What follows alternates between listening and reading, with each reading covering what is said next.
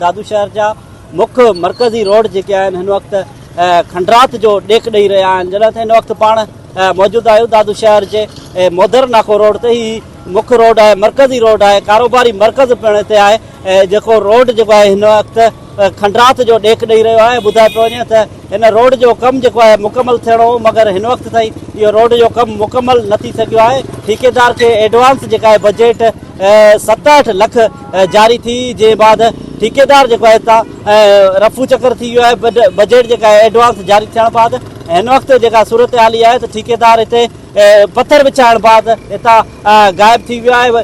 हिन रोड जो जेको आहे मरमती कमु न थियण सबबि हितां धूड़ मिटी जेका आहे उथली पवे थी, जंहिं सबबि मुख़्तलिफ़ बीमारियूं पिणु जनम वठनि थियूं। हिन रोड जो मरमती कमु न थियण सबबि हादसा जेके आहिनि रोज़ जो मामूल बणिजी विया आहिनि। शहरी जेके आहिनि इंतिहाई सख़्त मुश्किलातुनि खे मुंहुं ॾेई रहिया आहिनि। हिते मौजूदु दादू हसन सां असांजी ॻाल्हि ॿोल थी आहे। दादू हसन जो चवणु आहे त ख़बर न आहे त कहिड़ो अज़ाब असीं भोगे रहिया आहियूं, जो हितां ट्रैफ़िक जो गुज़र थियण बाद हितां धूड़ मिटी उथली पवे थी, जे बाद मुख़्तलिफ़ बीमारियूं पिणु हिते जनम वठनि थियूं ऐं हादसा बि जेके आहिनि रोज़ जो मामूल बणिजी विया आहिनि। दादू हसन तरफ़ां इहो मुतालबो कयो पियो वञे त फौरी तौर ते हिन रोड जो मरमती कमु मुकमल कराए वञे, जे शहरी जेके आहिनि मुश्किलातुनि खां बची सघनि। जी।